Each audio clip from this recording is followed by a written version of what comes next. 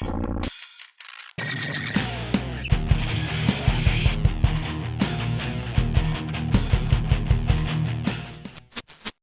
back, my friends, to the show that never ends. We're so glad you could attend. Come inside, come inside.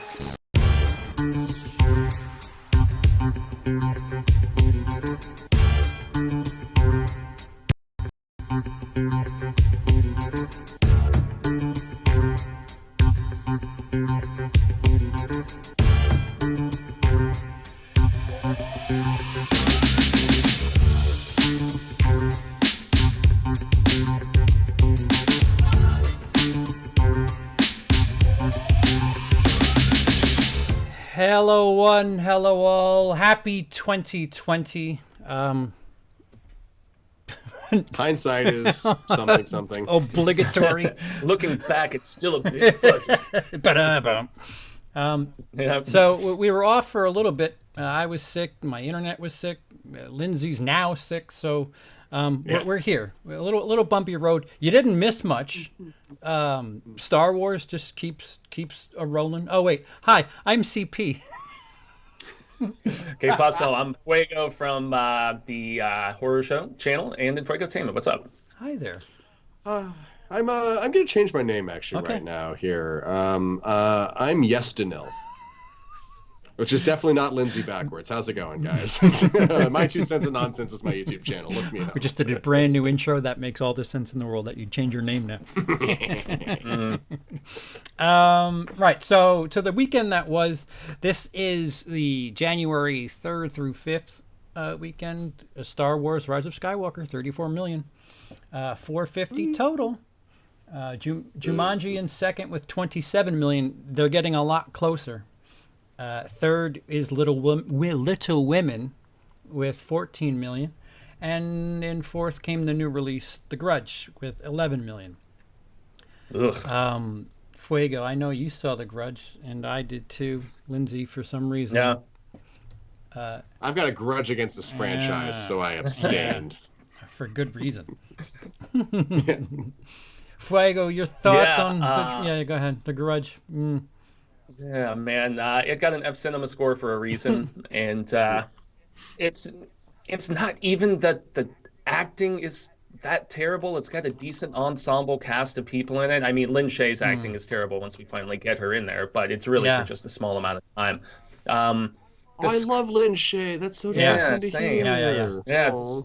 The script was just dull, and the one thing that I've always disliked about these Grudge movies is how incoherent they are with all of the time jumping that they do. Yeah. And you don't really understand jarring. how everything kind of weaves together until really the last 15, 20 minutes of these films typically. Like I rewatched The Grudge 2 with Cecil and also The Grudge 3, which I didn't even know there was a third Grudge, but it was released direct to video and came out in 2009, I think. Yeah.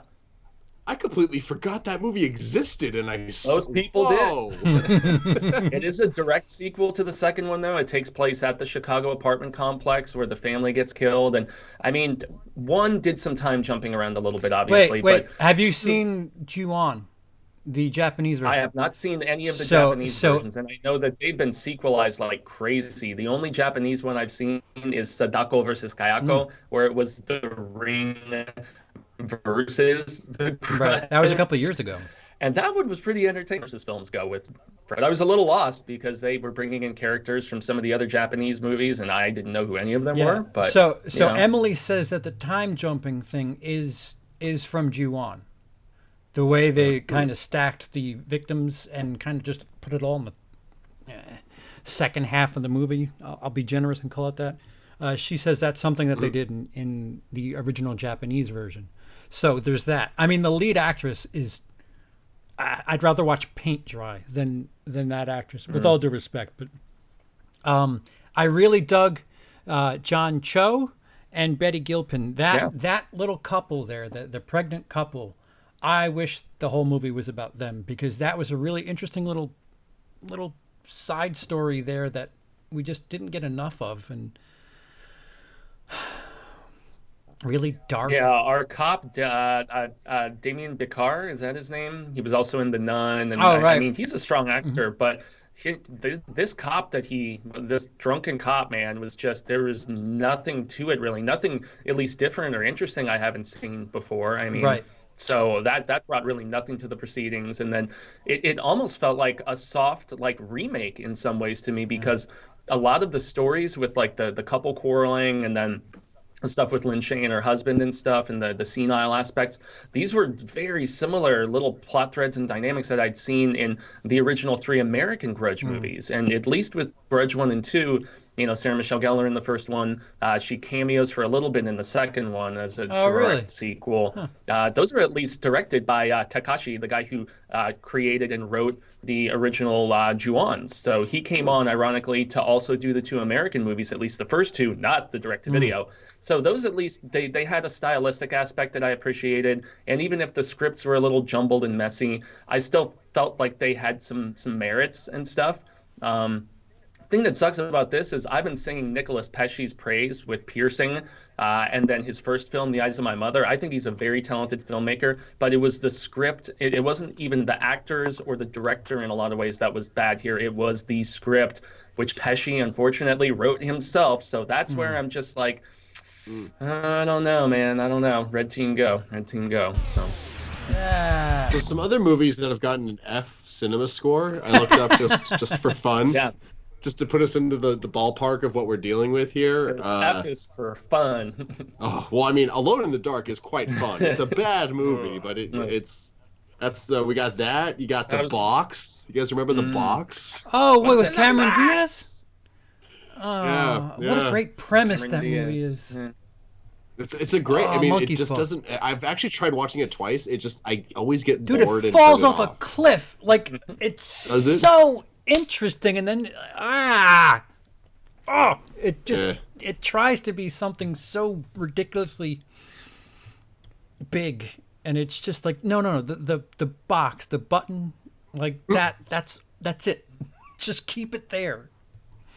That's one that I never saw. There were so many like Dark Water and the Skeleton Key, like so many of those mid 2000s, you know, with pretty female leads that we'd seen in various other things. Just I don't know, it didn't interest me. TWG. Are you done with the I mean, I was going to then ask what do you think is worse, Sphere.com or The Grudge?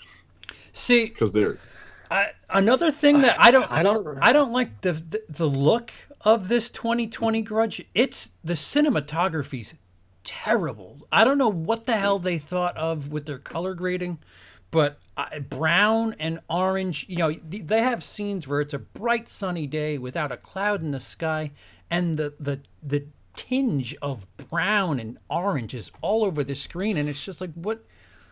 The contrast is just so out of whack. It doesn't make sense for it to be so miserable looking. Like it's just a really crappy looking movie. And all the similar, like on the opposite end of the spectrum with the darkly, dimly lit scenes where it was really tough to make out much of anything that was going on. I was like, am I watching Alien versus Predator Requiem here? Like, there's what in the hell? It's really dark. Like there's nothing. It's like Solo if also they shot through pantyhose. Okay, that's a brave choice. Yeah,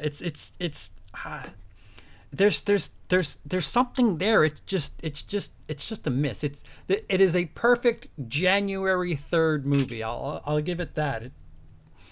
We used to joke about what the calendar is, but this is trademark early January horror.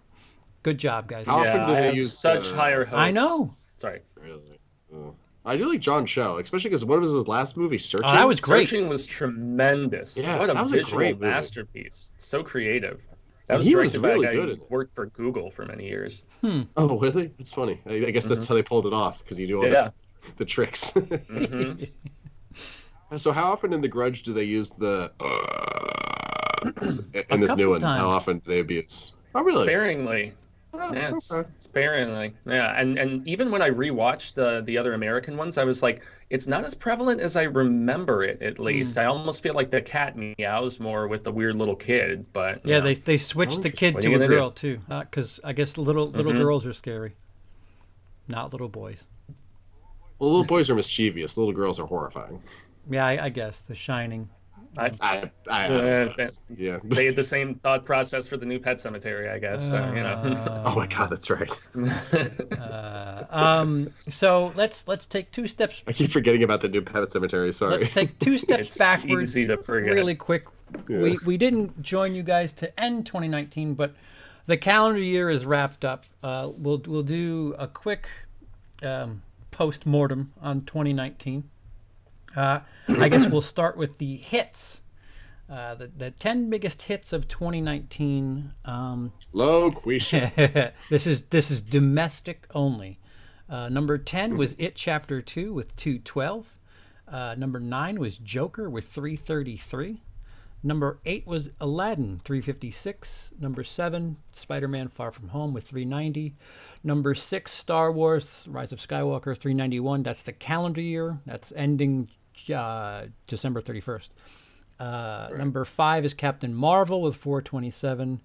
4 is Frozen 2 with 430. 3 is Toy Story 4 with 434.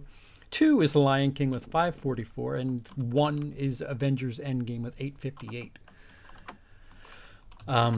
So all Disney. Yeah. Look at all the Disney. I was thinking the same thing. Thoughts, guys? Anything really surprising? Or anything missing, I guess? I mean, what's funny to me is Joker is number 9 on that list with 333, and it pulled in over $1 billion, so it made 2/3 of its money internationally. I had a feeling that if it was any good, it was going to make a ton of money both domestically and abroad, and as we've talked about on this show before, without the assistance of China, so that's a pretty big thing. If it had a solid performance, which it did, we all know that he's been winning awards for his performance, Mr. Joaquin, including last night at the Globes, which I would imagine we'll talk about those at some point tonight. But it Chapter 2 still doing decent, but not quite the numbers of the previous one. That also sticks out. And even Spider-Man having the Disney association, it's really just those bottom two that, are something different and and off the beaten path. So. I mean, Spider-Man's got its roots in Sony, so it's like 2.5 and then 7.5 Disney movies. But it's like a guilty by association sort of thing. This is why monopolies are bad. Capitalism. Thank you, Aaron. We'll get to that in a second. We're just going to talk about 2019 real quick, but we'll get to that. Thank you, Aaron.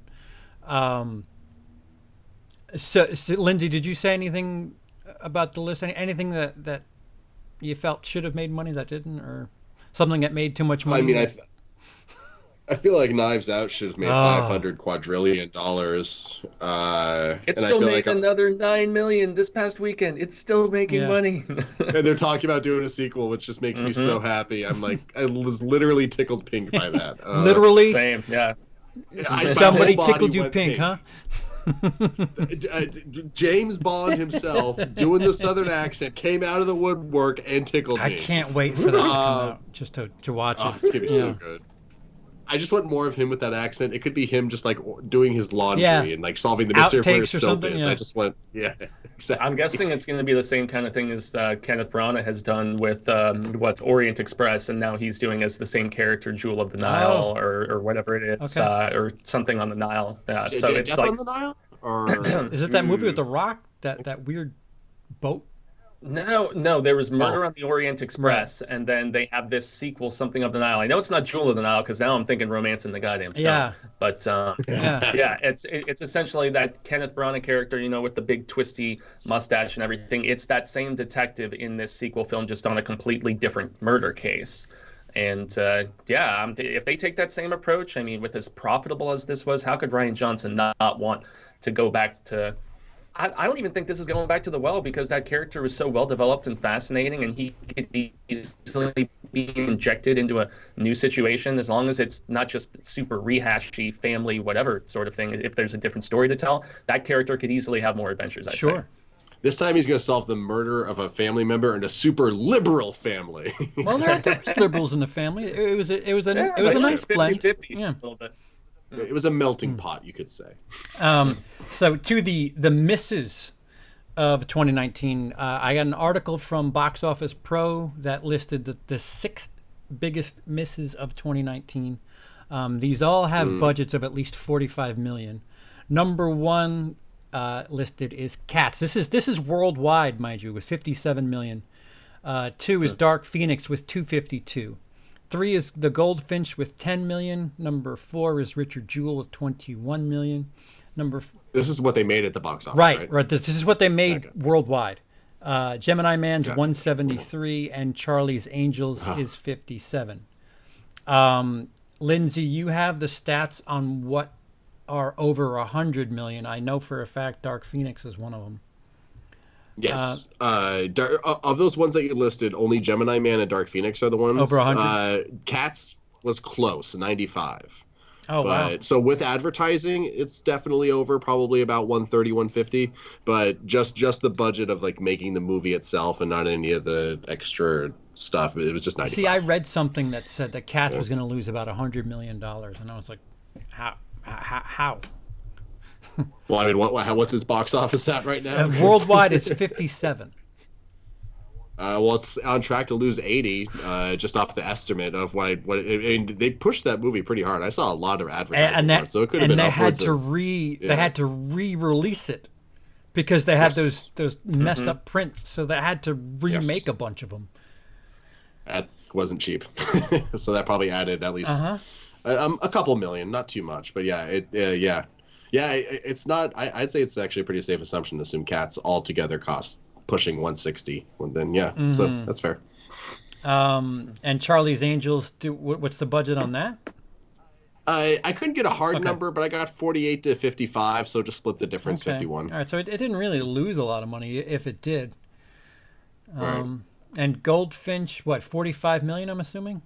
Exactly. Okay. So, and same thing with Richard Jewell, 45. Right. So you lost a little more than half your money. They lost some money. Anything surprising? I mean, Dark Phoenix coming in with 252. If they could break even with that movie, I guess I'd call that a win. Yeah, because that obviously is the biggest budget I would imagine of any of these films on this five flick list. So the 250, does that include the reshoots? Because didn't they reshoot like the third act of that movie? Completely did. Yes, they did, because it was supposed to have some like big like inner space battle, and then they're like, no, let's just do another train fight. So yeah, that's great. Space battle train. Let's just do Snowpiercer instead. Well, I mean, for the record, mutants in the Snowpiercer it was kind of Snowpiercer. I know. I went full bore. The world is frozen, and like they can't damage the train, but they still got. Okay, let's not get too. Well, I mean, there were train battles in Days of Future Past, if I remember. I mean, it's been done in this franchise before, so that's where. I'm kind of surprised Dark Fate isn't on this list. I was looking at the numbers for that right now because that had a 185 budget. It did get up to 260, worldwide. So obviously, with marketing involved, you would imagine they've still lost maybe around 100. But with those numbers of what the actual marketing is specifically, it's always about double, right? But maybe a little bit less in this case. Maybe they only spent around 100, 120 on marketing for this movie. Maybe. But yeah, that's one I'm surprised didn't crack the list because massive disappointment in that regard. It only did 62.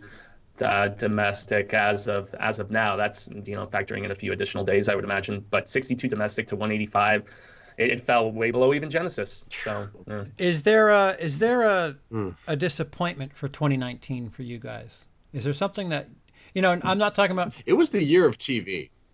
For honestly, like there were some good movies, but it was the year of like episodic TV for me, much more than movies. Yeah. Well, I kind of cut you off. No, it's not like I expected it to be a hit, but the fact that they remade Pet Sematary and it's just so not good, like that really it's a bummer.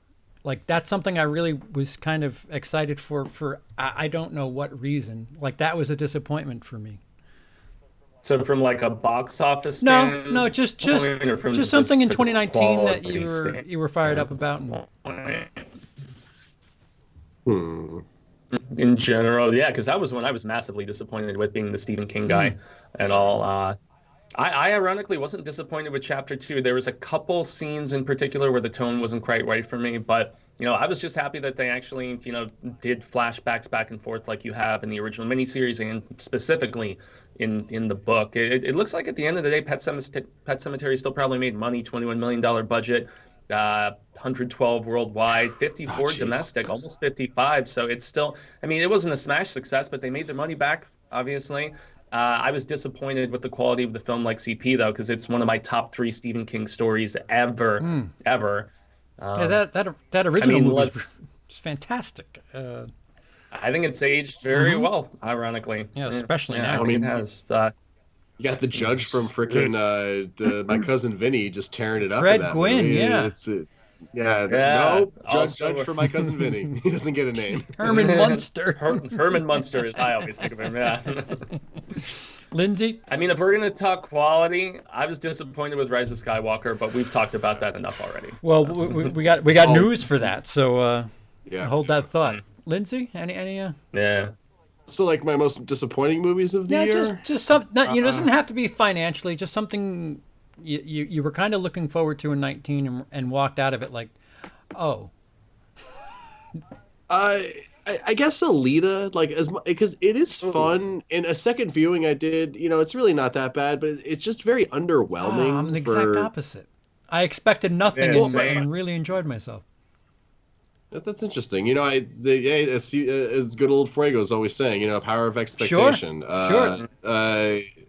Yeah, I don't know. Like, just the fact that it just assumed it was going to get a sequel, and I'm just sitting here going, like, you're not giving me enough to want the sequel. And I mean, what's her name in the lead was great. She really was. It was also from the Maze Runner movies and had a very, very bit part in Bird Box, but she was actually almost forgettable she was in that movie.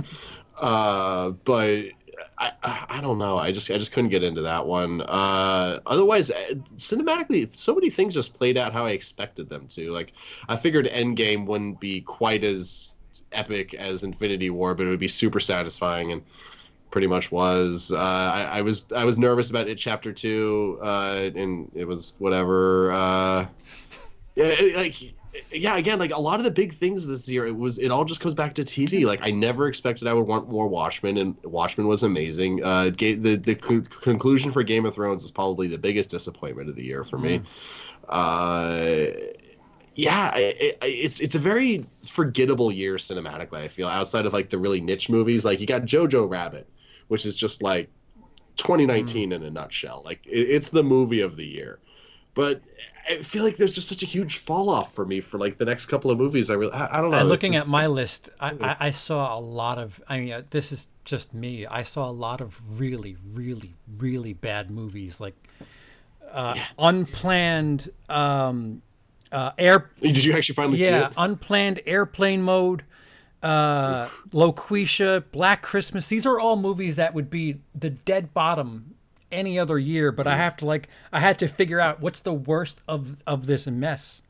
2019 for, like, shitty movies was, like, for me at least, was really, really shitty. Jexy? Yeah, I think McConaughey, Jexy. I was gonna chime in and say I think McConaughey made Beach the Bum? 2 worst movies I saw this year. Beach Bum made me angry. I hated it so much. And then Serenity had the worst twist in anything. So bonkers, bat shizzle, crazy. Not to be confused with The Amazing Serenity. That's the sequel to Firefly. But yeah, McConaughey's 2 films were just ugh. And then just a Jay and Silent Bob reboot. I was so pumped.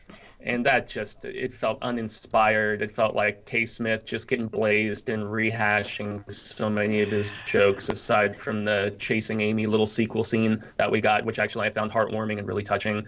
And then I thought Glass was going to kick ass, and Glass was as disappointing as maybe anything I saw this year, because I was pumped. Talk about burden of expectation with the fact that Split came out of nowhere and was so great. January release. Unbreakable is tremendous. It was, yeah. So not all January releases are crap. I'm kind of stoked for Underwater, which I'm this week on Wednesday for press with Cecil. Gretel and Hansel from Oz Perkins, the guy who directed The Black Coat's Daughter, son of Anthony Perkins from Psycho. And lastly, we also have, oh goodness, there's one more at the end of the month that is eluding me. The Turning? It's the new Guy Ritchie, The Turning. I mean, there's actually some films that I'm where the heck is it? It's not. Where is the title for it? The Gentleman. Yeah, that's the new Guy Ritchie. Oh yeah, that's quirky. McConaughey, that movie. Ironically that's enough. quirky looking as well. Which while we're here, go back to the super chat from Aaron. Thank you. Hey guys, just curious to hear y'all's opinions on why January has a large majority of bad movies and why it's a quote unquote dump month. Keep up the good content. Thank you, Aaron. Traditionally, January has been a dump month, but not recently. The last 2 or 3 years, it's been the spot for like horror darlings and like indie darlings, like Deadpool. They weren't sure about. They released that in February, and once that happened, the studios figured, hey, we could go into January and steal some stuff.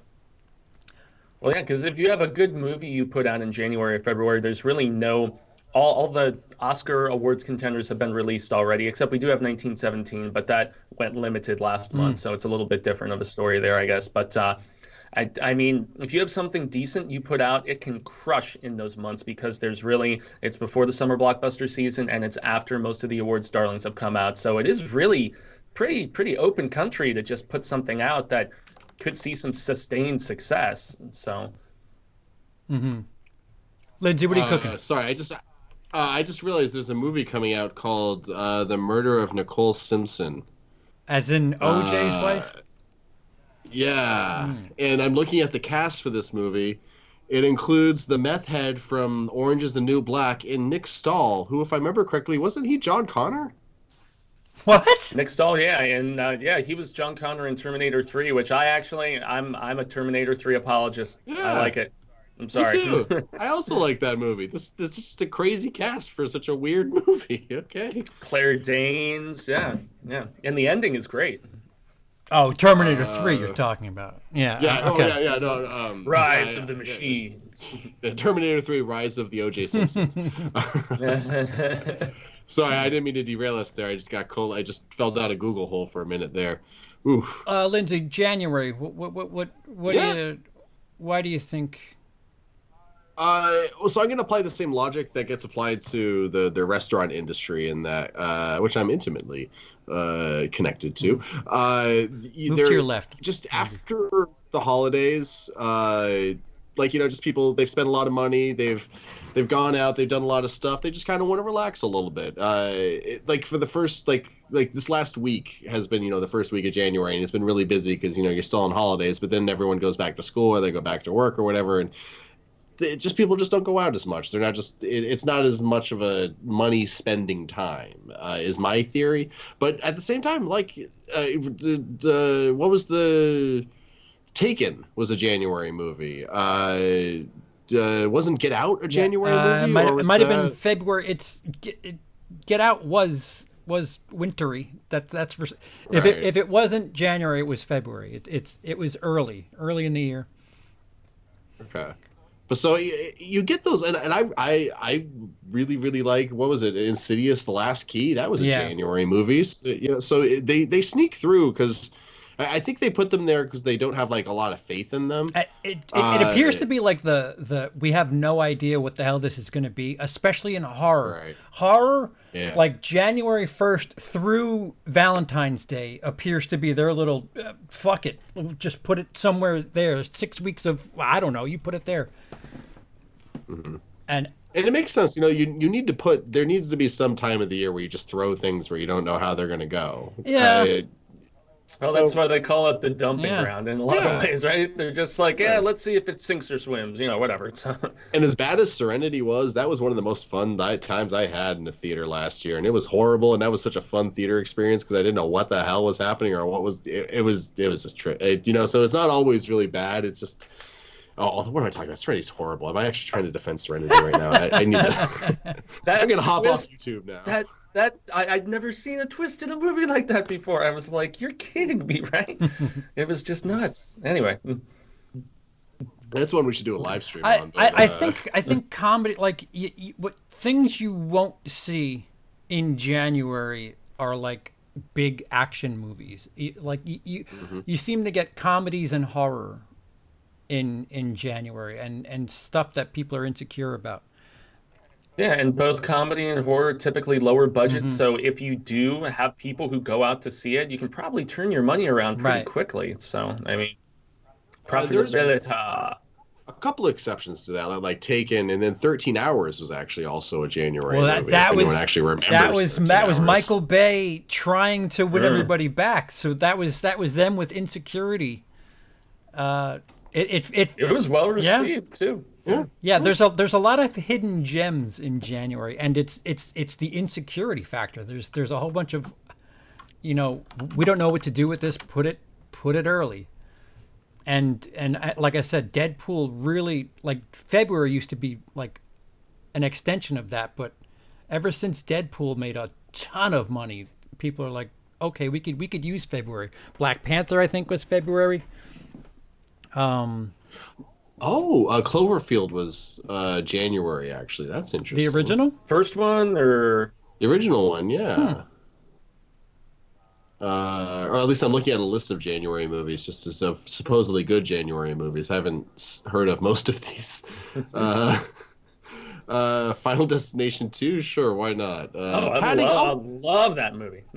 Paddington, Before Sunrise. Okay, here we go.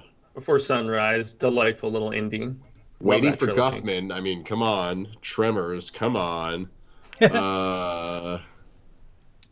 Actually, I think that's about it. I Okay. adore Tremors. The Gray, another Liam Neeson. Oh, movie. yeah, That's right, January is King of Liam Neeson January month, for a yeah. minute. Yeah, that's right. Liam Neeson in a tube, nonstop. It's his spot. Commuter.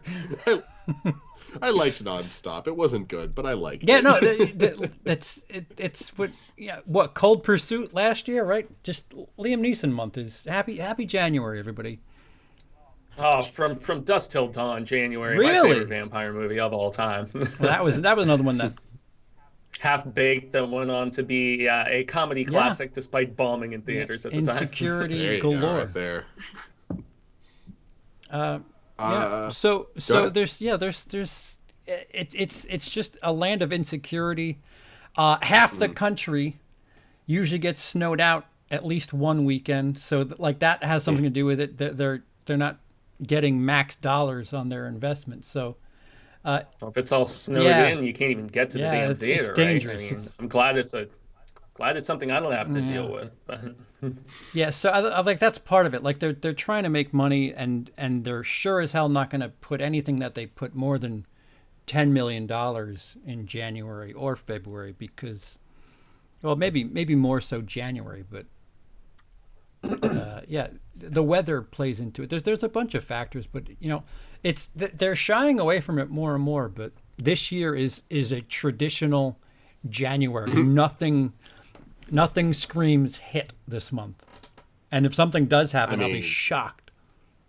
We got the Grudge right there, guys. What are you talking about? It's gonna make all the records. Not break them. It's gonna make them. Trailblazers, yo. So, go ahead, Lindsey. No, I was just gonna say, because I keep talking about TV. January releases. I've been watching the second season of Lost in Space. I forgot how much I like that show. It's so different than the classic, like, let's go to a planet and see something goofy and go to another planet and see something goofy. It's a weirdly tense family drama with really good production values, because they use the materials that they have to their extent, to the fullest extent, and it's all very practical. There's so little CGI. They actually kind of built a lot of this ship that they're hanging out on, and it just kind of works. I don't know. There are times where I kind of tune out. It gets a little boring, but they got some really good set pieces in there, and the cast is really good. So if you're not checking it out, check out Lost in Space on Netflix. Oh, there's a recommendation. Speaking of Netflix, I think we've all finally picked up on Marriage Story, right? Lindsey, did you finish it? I finished it. Yeah, I did. It's too slow for its own good. Like 45 minutes in is when I finally started caring. That's when they serve the papers, but it's like he's having a day doing this, and then it's like, oh, she's not going to do it because like, but then it happens anyway. Like, it just felt like such a real, genuine thing. I suddenly started really liking the movie, and then I don't know, I kind of went in and out. I thought the acting really is quite good. I just thought the pacing was off, and like the scene order was weird. I don't. It's kind of a mess, I think, but it's an interesting experience. Get married and then get divorced, and let me know how you feel about that. I will get right on that. It's a modern day Kramer versus Kramer. I mean, it is to Kramer versus Kramer what Joker is to the King of Comedy. Like it's a J. Kramer versus Kramer. Yeah, I ended up watching it twice, guys. And first time, I thought it was going to be in my tops of the year, in my top 10. It's still in my top 20 because I did a lengthier list for my video for Infuegotainment I'm putting up tonight. But it slid when I watched it the second time, and I am still very amused. Like, honestly, the most amusing conflict for me in the film is Ray Liotta and Laura Dern going at it. Those two are just bloodthirsty, and Laura Dern just won a Golden Globe last night for her performance. I think it was like the only thing Marriage Story won last night, and The Irishman didn't win anything. Speaking of another Netflix movie. They got shut out last night. Completely shut out last night. Yeah, so... I forgot. I spent the whole movie going, "Who are you, lady?" And then I looked up, it's like, "Oh, it's Laura Dern. Thank you for being in movies again." Pew pew pew. So I'm gonna circle back around really quick. Gary says Grudge got an F on Cinema Score. Only 20 Fs in history. Is that a fact? In history. So. Well, I remember when Mother. Got an F. It was kind of a big deal, and I'm like, I like Mother. Screw you. But Jennifer I Lawrence? remember seeing a lot of stuff about, about how few movies actually get that F score. Really? Yeah. That is bonkers. I think that movie is brilliant, but then again, that's a movie that you either love it or you hate it. Like Lighthouse. So. That is the definition of divisive. yeah, absolutely. I think it's brilliant, but that's just me. So. I'm right there with you, buddy. Talk about a movie that just makes you feel uncomfortable like the entire time. It's kind of how I felt watching Uncut Gems. I was like, I felt anxious. Interesting. Yeah, I need to check out Uncut Gems still. I'm jealous of you guys. See, I'm on the flip with Uncut Gems. I heard so much hype about it, and when I finally got to see it, what I watched didn't match the hype, and I felt like Adam Sandler was a bit of a caricature of himself, at least in the first act. Interesting. But my problem is if I mentally take Adam Sandler out of there and I put I don't know, Sam Rockwell, and I think the movie would be better. So I think he's a bit detrimental to the film. So with that thought process, I feel like it's a bit of a letdown. I enjoyed it. I just feel like I didn't love it or anything, but I thought that it was a well-made movie. I mean, at least from a stylistic standpoint. And I bought into him, dude, as this slimy wheeler and dealer. I mean, he's got the lady on the side, pays for her apartment, and just... I mean, the ending is definitely... it took me off guard, and it was unexpected, and I liked it. It's not... I don't think his performance is Oscar-worthy, though, even if it is one of the better, if not best, dramatic performances of his career. Most people would argue Reign Over Me still is his best, but... people sleep on... Excuse me, Hotel Transylvania? Men, Women, and Children. Nobody's seen that movie, and he's actually pretty decent in it. A couple of years ago. Who directed it? It's the guy who did, the plane movie with George Clooney. Up in the Air. Yeah, what the fuck's the director's name? Oops, that's two. Good question, because I like that movie. Yeah. Oh, man. Is it the guy who did Ghostbusters? That's a really good movie. No. Right? Oh, yeah. It was Jason Reitman. It's Jason Reitman. You're totally right. Thank you for smoking, Jason Reitman. Juno, Jason Reitman. What else? Men, Women, and Children. Reitman. Yeah, I've never seen it. Damn, I think that's maybe one of his only movies I have not seen. I need to get on that. It's quite okay, if I do say so. Thank you for smoking. That's You're personal welcome. favorite of mine. I quite like that movie's great. Just the meeting of the alcohol, tobacco, firearms people all just plotting and being seedy little slime balls. It's great.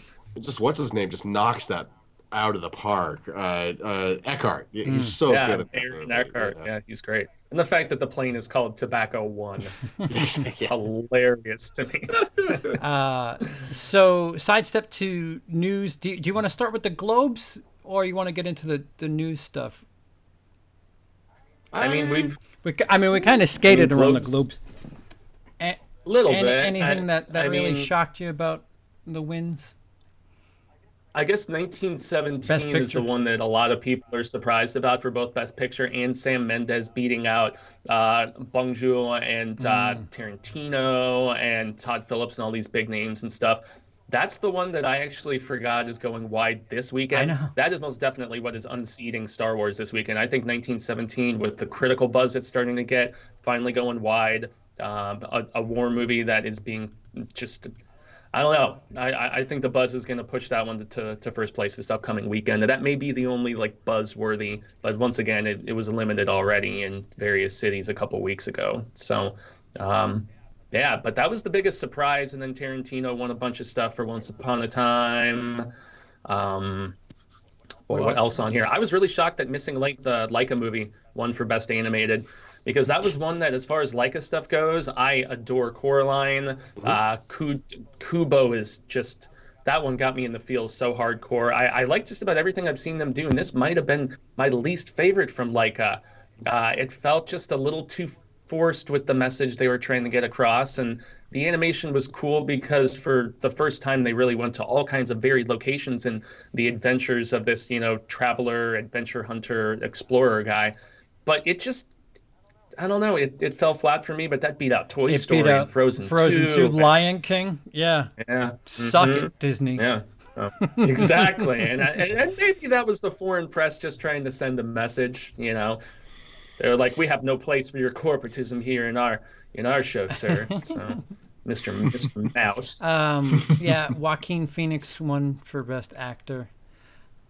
Deserved, honestly. Like, you can say what you will about the movie, he's good. I'll give you that. I literally just rewatched Joker last night, and it's a little worse in my opinion. I like it, but I don't love it. His performance is really the only noteworthy thing in that film for me. I think the script is very thin and way too rehashy with its themes of Scorsese stuff.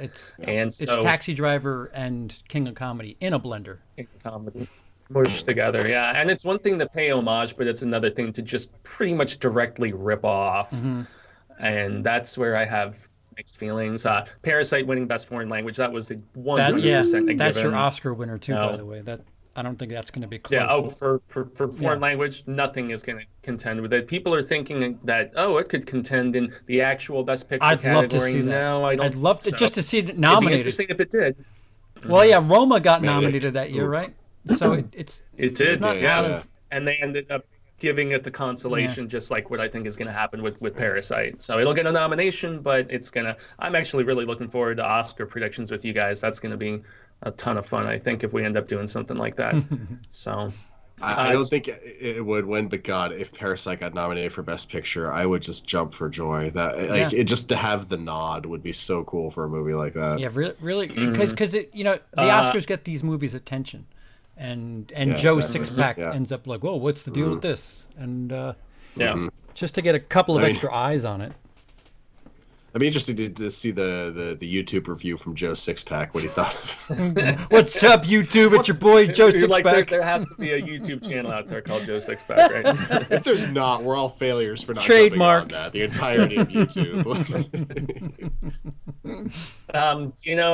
In going with what we were just saying about Joaquin's performance really being the major thing of note in Joker, I just watched Judy the other day, and that's another thing where honestly, I think she's 100% a lock. Her performance is amazing. Dare I say? Who won? It's incredible. And Judy won.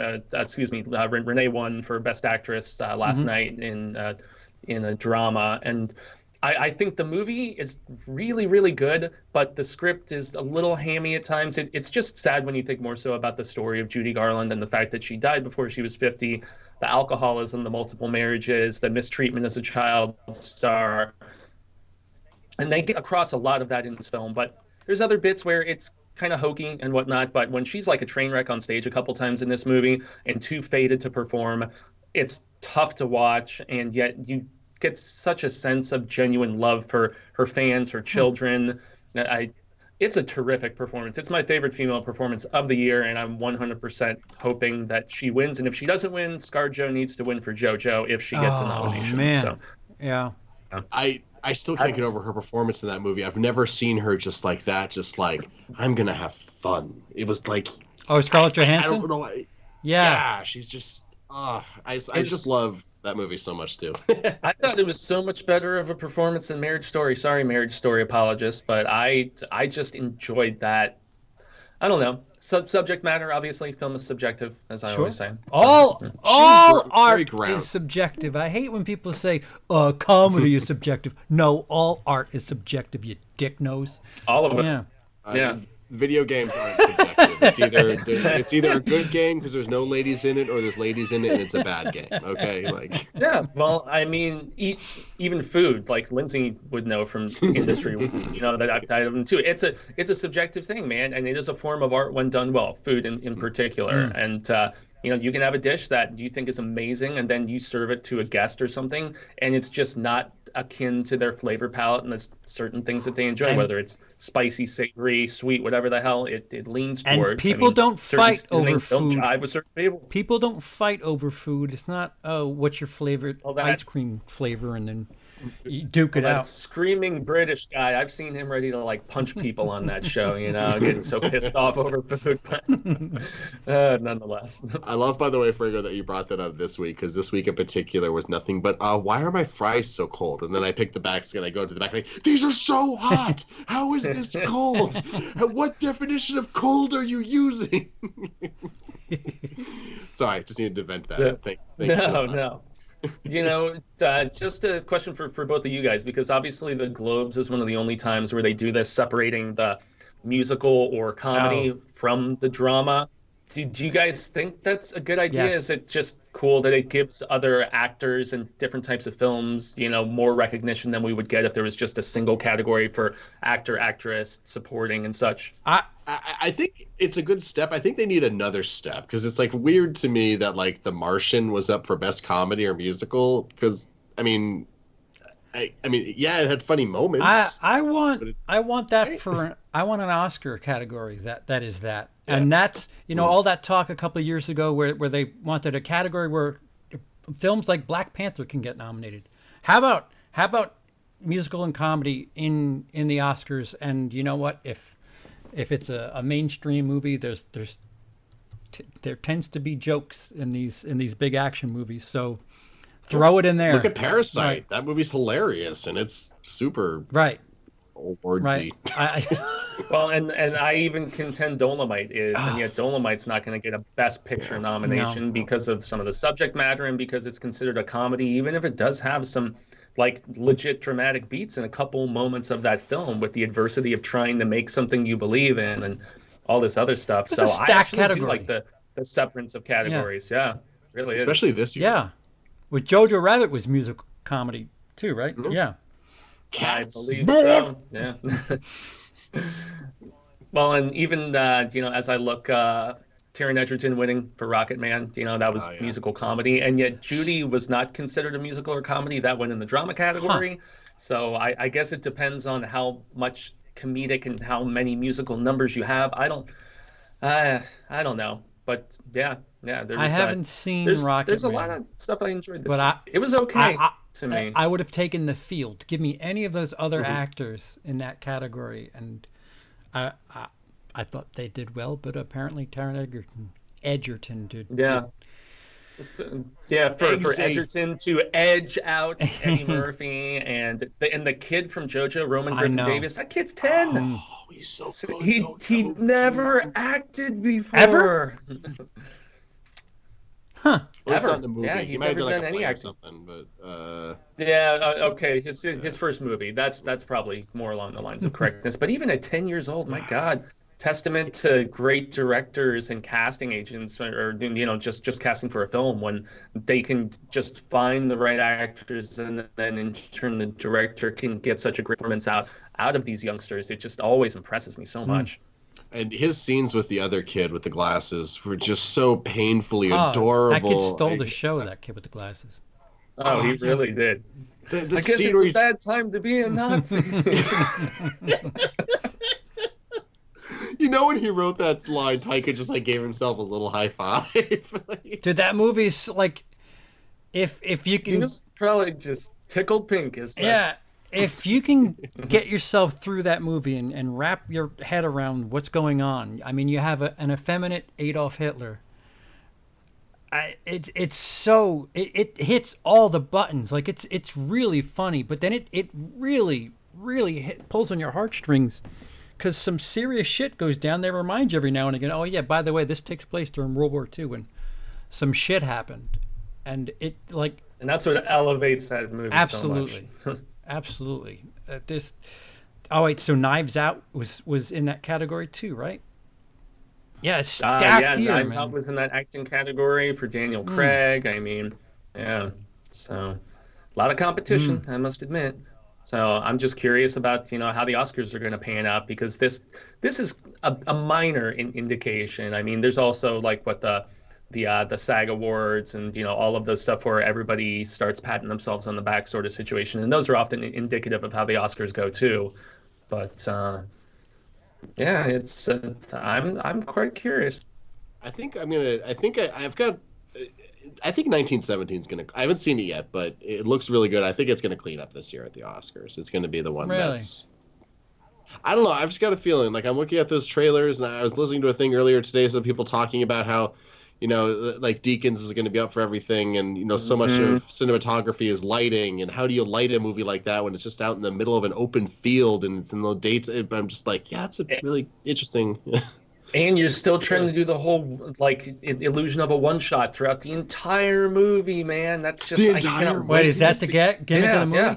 That's the gimmick of the movie. Is it's supposed to look like one shot from start to finish, and that's where I'm just like, what a man. Yeah, what they're an gonna Birdman. I cannot wait to see a war this movie. That's crazy. Birdman. Yeah, it's nuts, right? And yeah. And I'm guessing that sort of just ambitiousness is what pushed that ahead of stuff like The Irishman. And while I enjoyed The Irishman quite a bit, it was a little long in the tooth at times. And I honestly don't always love war movies either, along with mobster mafia films. But this one, just based on, I don't know, the story being told and the direction and the team assembled and whatnot, I can't wait to see it, especially on the big screen. I am totally seeing it this week, and I'm going to see it on the biggest screen possible. This is what just going out to a cinema is all about, is seeing something big and grandiose like this. So yeah, I'm with you. I did not know about the gimmick. Ditto. Birdman, it's got its issues. I still overall really like it, but it's just captivating because of the way that they shot it. A war movie, damn, that sounds ambitious to say the least, right? Yeah, exactly. Difficult as hell. Well, can be looking out for those whip turns when they're hiding the cuts or whatever. But exactly. Interesting. Or tilt up, tilt down. I can't stand movie YouTubers that say pan up, pan down. That's not what the camera does. Sorry. Well, that's what pan, tilt, zoom was for, right? Oof. Yeah, yeah. Know your camera movements if you're going to talk about cinematography. But know your camera and shut your mouth. I digest. So news. So we'll circle back to the big winner of the weekend, which was Star Wars. This internet culture. McClunky. Does that have words on it? Nothing but Star Wars. No, he's just adorable, and he's looking for a frog to eat. Like frog. So the new thing on Twitter and internet culture is to hashtag release the so and so cut, and hashtag release the Lindsey cut of every movie. Lindsey Pankhurst needs to edit every. So this is something that we haven't spoken about since they took out ad space, but release the Snyder cut advertised on a couple of sporting events last weekend or the weekend before. What? Yeah, hashtag. Are you serious? Hashtag release the Snyder cut advertised on sporting events last weekend. So what is now? Zack Snyder is actively trying to get Warner to play ball, or whoever is behind the hashtag release the Snyder Cut thing. They're putting money into it. They bought airspace on a couple of sporting events to spread the. Well, they had hundreds of thousands of dollars of donations, right? Just to the cause alone. Right. Yeah. So they have an advertising budget. Yeah, and they had people like Ben Affleck tweeting it and Gal Gadot. Yeah. Mm-hmm. So, I mean, if that doesn't tell you that there's actually a cut that we're not seeing, I don't know what will. Lindsey, did you get the info on it? You look a little. No, I just Googled it just to. Yeah, damn, that's crazy. I have also heard things online, little rumors and stuff like that, that supposedly Zack Snyder self-financed. I heard too. But I mean, okay. Let's just be honest. Let's get real. Oh, Everyone boy. sit down, cross-legged style. Let's really think about all the things that we've heard about this movie that got cut. Like all these, like the 18 extra characters that are just there from the comics that are just gonna be put in there just for fun. All this stuff with Dark, like doesn't that just sound like an overstuffed movie? Do we really want a 4-hour long version of Avengers Age of Ultron? It was supposed to be in 2 halves, if I remember correctly, right? At one point, yes. Yeah. Yeah, they're gonna Deathly Hallows that shiz. So. Yes. Actually, I think they started filming with the intention of doing that, and then because they started filming like 2 weeks before Batman v Superman came out, so Batman v Superman, all that happened, and then Suicide Squad, all that happened. So then I think it got cut from 2 movies down to 1. My timetable could be off, but If it's a cohesive story, if it makes sense, why not? Like it's just a home release at this point, right? It's a digital release. You don't have to put too much money into it. I mean, shit, you got the guy marketing it himself. It's not like Warner has to take control of much in like if they just have the film, like if it's just film that they didn't use, what do they have to lose? Well, I mean, that's assuming that that he did self-finance and it did get, there is some like actual, like this is a public consumable version. There's enough of the movie, interest. I mean, Oh yeah, and there's actually this whole conspiracy theory going around right now that they're all in on it. That's why there's all these actors that are drawing attention to it on their social media. That it's not planned necessarily for a digital release. It's planned to be dumped on the HBO Max streaming service. And so that's why they're drumming up all of this attention and interest, because they want, once they finally officially announce that it is in fact finished and coming, then everyone goes and signs up for that service. Right. Just because they have to see it. So. It'll be HBO's version of the Mandalorian or something like that. And which genius. this isn't unheard of. Smart marketing. So the Donner cut, they released that. Superman 2, the Donner cut. Blade Runner has seen multiple versions of itself be released, so it's not completely out of the realm of possible. But well, being Stephen King fan like I am, we've got the Doctor Sleep director's cut with almost 30 more minutes that's coming on home release here this month. So is that definite? That's cool. Okay. Oh yeah, it's been announced. They've like DVD art, or excuse me, Blu-ray 4K art pre-orders and everything, all up on Amazon. Tons of write-ups everywhere. And what's really crazy, especially with the fact that it kind of was nowhere near as successful as they hoped, is the fact that they gave him money to do new special effects and new score, and he completely is recutting the entire movie into chapters and all this different stuff. Oh wow! So I don't know. It's exciting for me since I love that movie and I love that book. So yeah, this has become more commonplace, especially lately, I'd say. And the most recent one, apparently there's a longer version of Rise of Skywalker that. That's what we need. What the editor has said in secret or in public, or like what? How much? I think a few sources have said it a few different times. How different and how changed this movie was from what it was at one point. Let's go with that. Do you think that's like the scapegoat for when a movie's messy? Because I feel like we have some version of this discussion every couple of months. Like Suicide Squad, there was the release the cut that is clean. Is there one? David Ayer, I want to say. Right, a Fantastic Four. I think there was the guy there was talk about that. Yeah, the Trank cut. Yeah. So, do you think it's maybe just a bit of the folks behind the scenes when there's some backlash where they're just like, well, you didn't see the true version? I think it is. It's totally people covering their asses. You know, they're like, this wasn't the product that we had. And in some cases, I think it's probably true. And then in others, it's most definitely not. And stuff like Trank's case with Fantastic Four, we know that there was all these scenes with like the fantastic car or whatever the hell it is. And I mean, there's the jump in the film to the third act makes pretty much no sense whatsoever in that film. And I was really curious about a darker take on Fantastic Four. I thought it could have been cool. I love Toby Kebbell. Didn't necessarily as much like what they did with him, but you know, that's one that we know there was a lot of meddling. But then we have stuff like Rogue One, where I'm pretty happy with the finished product, and I think when people are happy with the finished product, there's less of that clamoring. Right. The story I'm looking at right now that I mentioned to you guys off air before we went up is that J.J. Abrams' longtime editor Marianne Brendan, who edited the film alongside Stefan Grube, speaking with Huffington Post recently. Her quote was goes, "It was kind of a delicate balance. We went back and forth a lot about how much we wanted to reveal. Some scenes changed quite a bit, the way that we wanted to present it to the audience. In the end, we ended up showing a lot less of it than we started with." And that is referring to they had an entire origin of how the Emperor came back.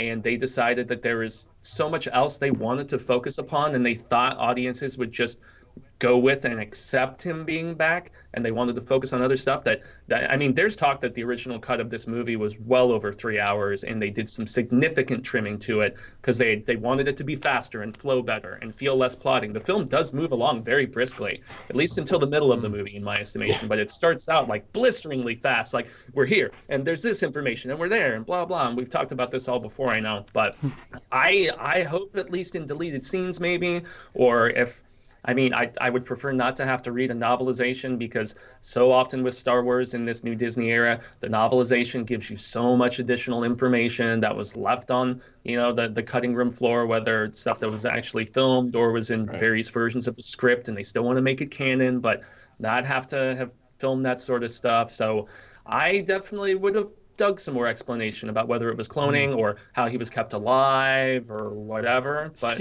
who knows? You know, home release deleted stuff. Give that to me, and I won't be at it. I saw something where they were going to, not even like thinking about, they were going to release the 187-minute cut, whatever that is, and then they're going to release the 187-minute cut a la Avengers Endgame, because Endgame they added like 2 extra scenes right before Spider-Man came out.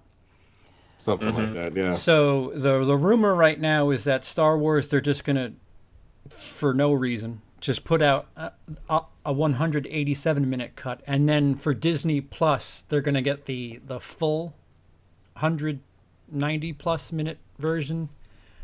And I don't know. It's not tanking. It's going to cross $1 billion. It'll make more money than Last Jedi. So I don't know. Do they? Will it make more money than Last Jedi? Yeah.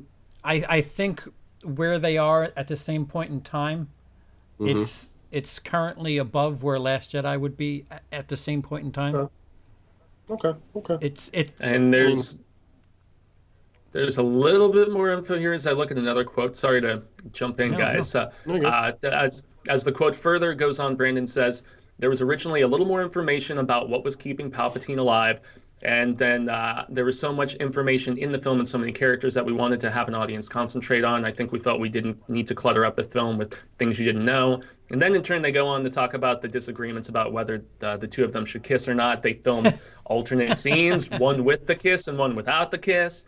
And then also, apparently, the Snoke clone stuff was in the reshoots, and that was not in the original story. They weren't originally going to have that explanation Really? And yeah, that makes sense. So I that can was see that. included. That was included entirely in post-production. I just think that came up as a visual effect that we thought would be really fun for an audience to create a visual that would tell that whole story. I believe that's successful. We didn't have to change a lot of dialogue. You just see one shot, and it really was just that one shot of the clone Snoke stuff, and you kind of get it. I love stuff like that. We can just have a moment where you just see something in the background and you go, okay, I totally get how that happened.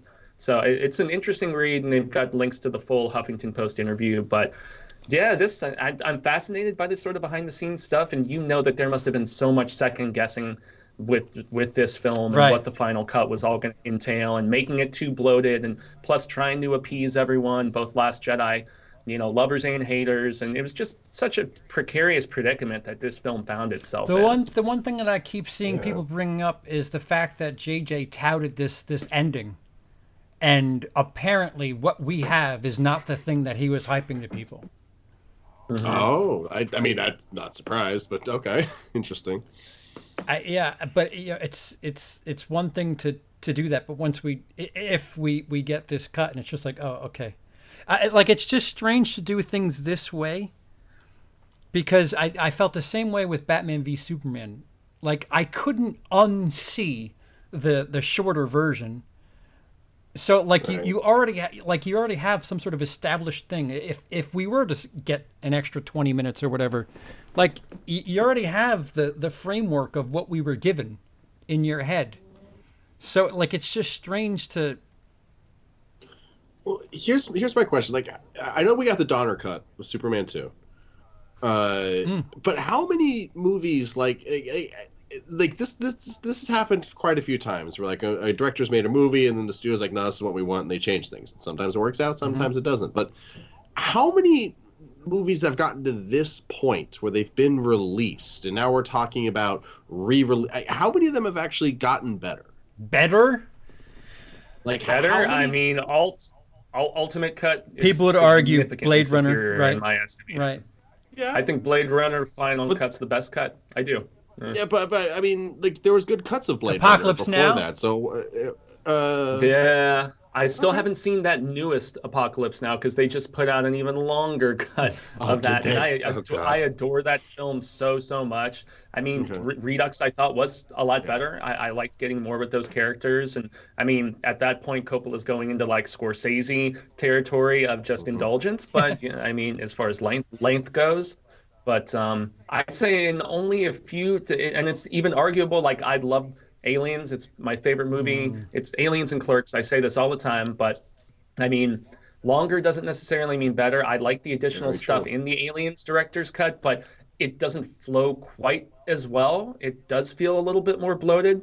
There's only one or two scenes I really enjoy enough to feel like they needed to be in the movie, and there's a few others with setting up the sentry guns to protect themselves and all these other things where I'm just like, okay, you're kind of slowing down the pacing, and it feels a little more plodding in this regard. So it doesn't always work. I'd say more often than not, it probably doesn't. There's a reason for Endgame. They trimmed it down by 2 or 3 minutes because they said their original cut was a few minutes longer, and they trimmed a few scenes. I think they took one out in general. Yeah, they did. They went down by less than 5 minutes, but nonetheless, they were just maybe we don't need each of these to be. They don't want those 3-hour runtimes. They want turnover. I guess that was part of why they really wanted to trim Rise of Skywalker too. So there's a bunch of movies that are being listed in the chat. Lord of the Rings, Halloween 6 producer's cut, Alien 3 assembly cut. I haven't seen that. I like the original Alien 3 though. I know I'm the only person the director who does, but I do doesn't like it. It's grown on me. That's fine. Actually. Yeah, that's one where Fincher, it was his first, big feature and stuff, and he said that, since there was so much success with those first 2 films, that the meddling and just the overbearingness of Fox was just, he said it was the worst experience he'd ever dealt with. He'd only done music videos up till that point, and he said he second guessed wanting to make more movies after that, just for that sheer fact. So, and I totally get that. I still just I like the movie. I don't know. I like the movie. It's grown on me. I mean, I guess with this Snyder Cut thing, if people are putting money into it, if you have the rights to the thing, what do you have to lose? Well, I guess the question is like, so let's say Snyder did self-finance, and he's got a cut that he completely like can't screw do Warner any, Brothers. He can't. Exactly. He needs Warner Right. Brothers approval to do anything with it. Right. So Yeah. that's the thing. Like, we talk about art, all that shit. You could talk about that all you want, but in the end, it's business. The word above my head here. It's the studios. Show. Yeah. The studios, they want a turnaround on their dollars. So you would think situations like this would be the perfect opportunity where it's just like, all right, listen, all we have to do is get that thing off the shelf there. Bring an editor in for a couple of hours, and these people are already paying for a product. They have no idea what it is. Mm-hmm. And there's also like, then you got there's also guild stuff. Like, how do you handle like a re-release for a movie on this? Like, well, what like, that's before you start talking about the producers guild, their feelings on it, the directors guild, the editors guild, all of that stuff. And then there's also the fact that the people at Warner Brothers don't want to release the movie that they thought would suck and then have that movie turn out to be good and dramatically better than the movie that they released instead, which did suck, and now they're embarrassed and most of them are fired. It's like they're like, something's got to give, but what's the thing to give? The pride, the directors guild, who's going to be the one to give? Who's going to be the one to bear the sins of all this madness? Well, and I don't think anyone does. Guilds, if it's not a theatrical release, they don't have to get paid as much. Am I wrong there? That's true. I mean, On home? at the best of times, my SAG knowledge isn't great. Directors Guild, Writers Guilds, I don't even want to begin to. I know if you're in something and it doesn't go to theater, if it's a home release, you don't have to get paid nearly as much. Right. So Interesting. yeah, I did not know that. Yeah. Every little detail where they can nickel and dime you. They right. do. I would imagine those heartless bastards. Because it's just, all right, we produced 100,000 copies of this, and here's your cut. Whereas box office, you could theoretically, hundreds of millions of people can go and watch the damn thing. Mm-hmm. So, yeah. Yeah, so I would love to see it, even if it's the assembly cut with like unfinished or barely started CGI. I would want to see that more. I want to see the work in progress more than the final product more. I think that would be more interesting, but maybe that's just me. do you guys think that there's some wind behind this? Do you as far as Star Wars is concerned, do you think that there's something to this? Do you think we're getting extra footage? Well, I mean, like, I don't even understand how you could, like, and a lot of the things I'm saying, I'm taking from other YouTube videos, so if anything sounds familiar or not. But I mean, that's how you research something like this at this point. That's how you collect your data. Can you even call this the Snyder Cut anymore in any capacity, considering when he left the project, he had reshoots that he wanted to do that probably didn't get done because they got done under Joss Whedon and they're different than what he done. So the footage literally doesn't exist. So his version of the movie, what he wanted back in 2016 or 2017 or whatever, is literally unachievable at this point. Like, am I wrong about that? Like, well, I mean, Joss actually rewrote aspects of the script too. So I mean, it just really depends. And maybe if we never see this cut, we'll never know how much of it was actually close enough to the finished product. If not, I mean, completely aside from all those finished, special effects and color correction and all of that different stuff. As far as Disney goes. I mean, as far as Disney goes, though, I mean, we know that version of Justice League was an unfinished product. Right. I would imagine the likelihood for an extended Star Wars, and I say extended as opposed to like a completely different cut. I think that they could have an extended cut of Rise of Skywalker, especially being the final and the entire sagas and everything. I kind of have a feeling, especially as far as Disney needing gimmicks for their streaming service at this point, I'd say that's probably a higher likelihood. Honestly, yeah. I think we'll probably see a JJ cut before a Snyder cut. And apparently, this left a really bad taste in JJ Abrams' mouth. Again, apparently, that is a hot take du jour. I mean, I would love to see a version of Rise of Skywalker with an inciting incident, for the record, where like they don't just in the title crawl go, "The dead speak." Yeah. And Let us know that that's Mustafar. Yeah. Oh. Yeah, thank you. I can't get over how upset I am about this. They're raiding the remains of Darth Vader's fortress. Yeah. How do you not say that in the movie? That's so. He's obsessed with Darth Vader. His entire identity is built up in the fact he's really. I can't. So I've watched it a complete second time now, plus 6.5 or whatever the hell you call it. There are a bunch of things in this movie that JJ, he puts a cap on things that he opened in 7. I don't know if we discussed this before. I might have had a fever dream where where she's eating her water bread, and she's in Force Awakens, and she's got the helmet on, and she's thinking of a bigger life. God, that movement's so adorable when she puts like. I thought immediately of that in Rise of Skywalker when she's in an X-wing with the helmet on. Oh, yeah. There's that. It was a total callback. Right. Yeah. See, there's that. There's the inverted scene with Kylo and what's your name?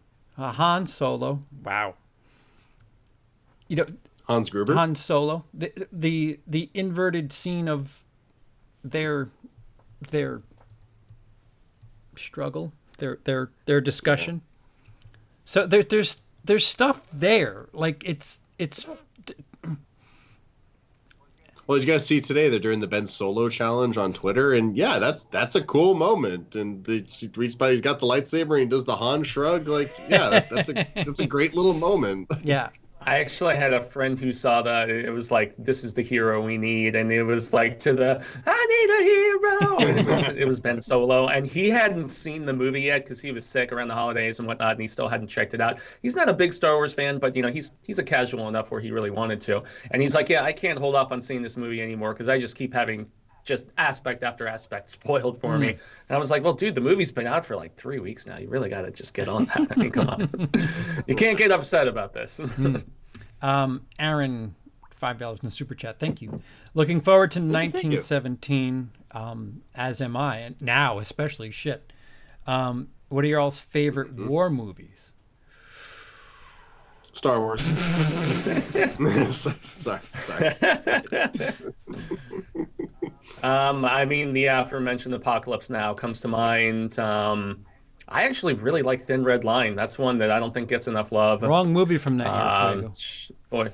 Oh, no, I preferred Ryan. Malik's, man. I honestly did. I like Malik's movie. It was slow and brooding in comparison. That opening scene of Saving Private Ryan, though, is tremendous. I'll give it that. Full Metal Jacket, obviously.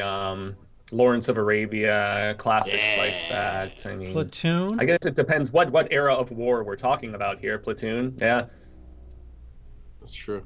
Hey, not the Punisher. That's a different. The Patriot. Oh, with Mel Gibson. Different sort of war movie.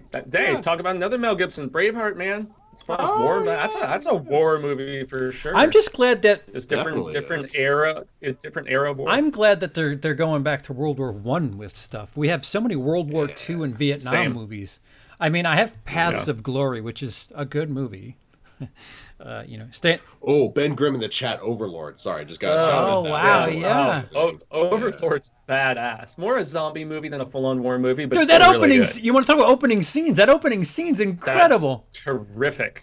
Yeah. Seriously, that set a tone, man. Holy crap. Oof. The sound design in that first scene is just so like it grabs absolutely. you. I'm trying to think of one we haven't listed yet because I really like Lawrence of Arabia. Of course, Saving Private Ryan. I like U-571. Oh yeah. Even though it's really a modernized version of Das Boot, but Das Boot, yeah, still. Which is great also. It's also very good. Obviously, George C. Scott is Patton, man. I mean, that's one of the performances for the ages. Yeah. So it's another one. Flags of Our Fathers. That's a great movie. I have not seen that. I haven't seen Letters of Iwo Jima. I understand people like Letters That's from Iwo Jima more, but the Japanese corresponding film. yeah, The Flags is quite good. Hacksaw Ridge, quite a good. I never saw it actually. That's one that I never got around to. That's either. quite good. Yeah, it's Mel Gibson. Correct? Yeah, quite good. Oh, the bomb movie. Godzilla. Hurt Locker. Yeah, Hurt Locker's really good. Yeah, the Godzilla War movies. Those are some rough years. Yeah, the Hurt Locker. Independence Day is totally a war movie. War of the Worlds? Let's get real here, guys. Yeah. Well, Rogue One's a war movie in the third act. It is. Big time. Still some of my favorite Star Wars stuff as far as the most feeling like a war film. I just suddenly realized there's a big one we're forgetting from like a couple of years ago. The Dunkirk? Yeah, Dunkirk. A lot of people don't like that movie.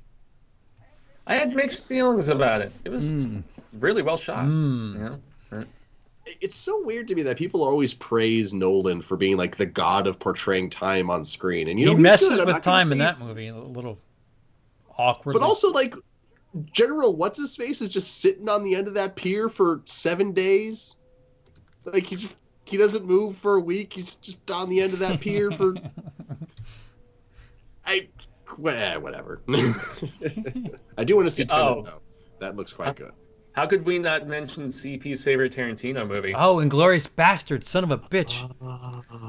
Yeah, that's like fiction though.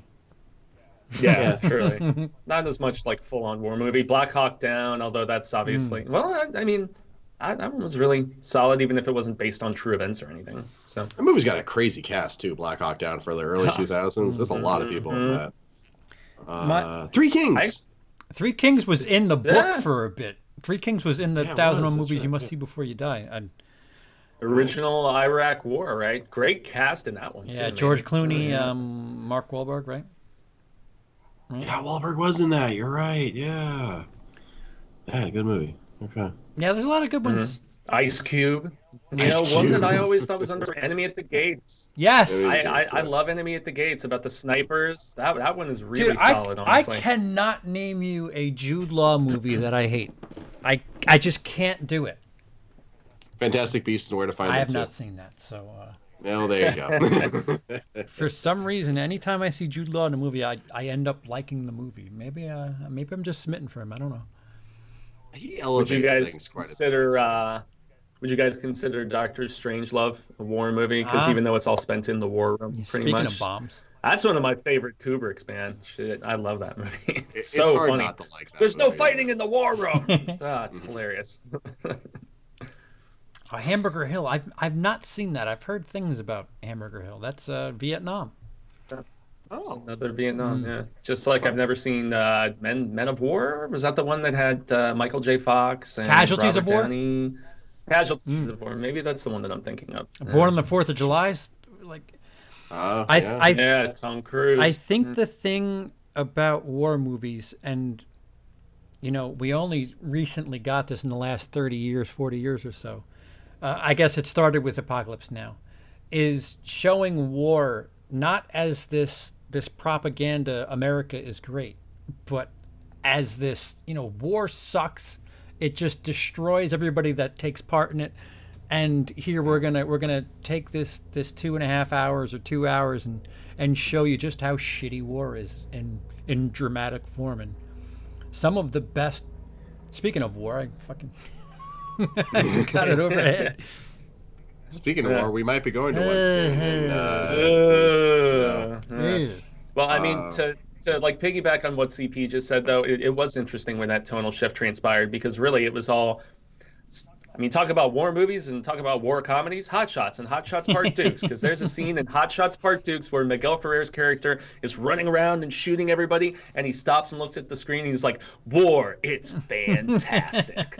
Because that was really the glorification that we had for decades and decades of stuff on screen. And then, that shift happened in the 70s. It was really post-Vietnam where people were just like, holy shit, man, war is horrible. Yeah. And it echoes, So. Yeah, and Vietnam is the war that nobody wanted. And when they started making movies about that, it was just like, whoa, what's going on here? This is terrible. Yeah, all the PTSD and stuff like that. And like I would contend that Saving Private Ryan, or at least for me, is the first World War II movie that I saw where it treated World War II in the same vein as you would see stuff like Platoon, the way they cover Platoon, Apocalypse Now, the way they cover Vietnam. Saving Private Ryan really doesn't glorify World War II very much at all. Right. It's gnarly. War sucks, and I think it's better when movies portray it as that and not, hey, look at us, we're just going to go win. Yeah. And I don't know if this counts, but I'm a huge fan of Kong Skull Island, and that's a movie that starts in World War II, and then it becomes there was no giant monkeys in any war, Lindsey. Can you prove that? Show me the scientific data, but like it's about war, even if there's not actually a war going on, and that aspect covering us all up. We didn't actually nuke Japan. We're trying to kill Japanese people. We're trying to stop Godzilla. They should have just sent in Kong in that regard. Although we got that eventually, but yeah. So lots of war talk. Watch this sidestep here. Speaking of Back from the Dead, New Mutants just got a trailer today. It's coming. It's actually happening, everybody, and it's apparently it's coming to movie theaters, like a legit release in April. Thoughts? New Mutants is coming. I'm excited, especially because apparently they didn't do all those reshoots and like add characters, and so we're gonna get the movie as it was originally supposed to be. I'm down. Sure. I thought that it's a horror superhero X-Men movie. That sounds amazing. It's so funny. You see stuff like Maisie Williams has aged quite a bit since they shot this movie, and that's clear. I'm intrigued to see if they've done anything. Well, there's no way they could do any sort of reshoots with her at the very least without us noticing. Who was? Yeah, it would be a Finn Wolfhard kind of situation, So who was it? Was it, one of you guys said it before we went live that they're going back to the original cut, right? Yeah. That's what Josh Boone was actually tweeting. He was like, "I'm totally behind this release. I mean, I wouldn't be out here tweeting about it and promoting the fact that it is actually happening if it wasn't my original film." That first trailer was dope that we got like a year and a half ago almost, or whatever the heck it was. It feels like it's like 5 years ago. If they're maintaining that vision, yeah. Well, it was Justice League. That's when I first saw the trailer. It was Justice League. So it was over 2 years ago. There's so much content. Of course it feels that long. Yeah. If it was Justice League, it was 17. I guess, that's over crazy. 2 years ago. It was the end of 17, though, because Justice League was November. I think it was like 15 months ago. But even then, if it was 17... End of 17 is 2+ years ago. The end of 17 would be over 2 years ago, yeah. I don't know if it's quite been that long, has it? If it was December 31st, 2017, it's been over 2 years. This is a really interesting cast for this movie, too. Like, you got Charlie Heaton, who's Jonathan from Stranger Things. Yeah. Alice Braga, Anya Taylor-Joy, like, these are really interesting, like, up-and-coming people. See, that's something I said before we went live. They backed into some of these, like, B-list actors because Anya Taylor-Joy wasn't anything before. Maybe she did The Witch before doing this. Now suddenly she's in Glass. No, not Glass. Split. That's it. So you guys are so right. I'm looking at the original trailer, 20th Century Fox, October 13th, 2017. 2 months plus, 2 years plus. It sat on the shelf for so long. It'll be like 2.5 years by the time it comes out in April, if it comes out in April. I still wonder. I'll believe it when I see it. I truly will. Until I'm seated in that theater, crushing my popcorn, I will remain a little skeptical. What if you're sitting in the theater, but they were out of popcorn? Would you believe it then? You got me, sir. So the one thing I did not notice is a rating. Is it still R? Let's I don't find know out. if it ever was. I R. thought. I mean, there was chatter about it, but I don't know if it ever received an official rating. Okay. So But PG-13, 9 hours ago. The movie has always been and always will be PG-13, Well, and that's from Josh Boone. Fine. So, yeah. Fine. Didn't want to. I would have loved to have seen an R-rated New Mutants. So hell yeah. I agree. That would have been interesting. What has Josh Boone done? Let New me keep him Mutants? up real And it quick. will.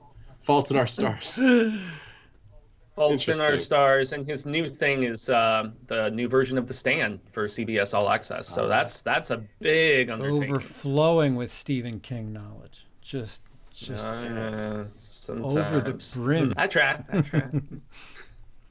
And What else you got? I mean, if we're going to segue into a little bit more comic book news, we didn't get the chance to talk about Ryan Reynolds tweeting around the holidays that they have gone into production for Deadpool 3 at Marvel Studios. And of course, then the debate starts anew of whether this property will remain R-rated or not. Oh. Yeah. Yeah, because Will the he, New Mutants will trailer. he be a part of the Marvel universe, or? Yeah, New Mutants has the Marvel studio as the opening whatever. It's not Fox, it's just Marvel. And it was Fox previously, and now it's under the new banner. So Has Marvel done something R-rated? Not yet, no. Marvel has not. Well, Blade is a Marvel movie, but that was pre-Marvel as we know it today. It was Marvel, but it's not Marvel. That was Right. it was New Line Cinema, I want to say, that did that, right? Yeah, well, they you're had right, to yeah. they had to sign off on it back then. Yeah, that's when Marvel was on the verge of bankruptcy, though, and they were just selling off all their properties to everybody. So For pennies. crazy to think about now, right? They have to like if they're going ahead with it, it has to be you cannot neuter Deadpool. Well, they tried with that Once Upon a Deadpool, remember? Look at how well Where that they did the bleeps, yeah.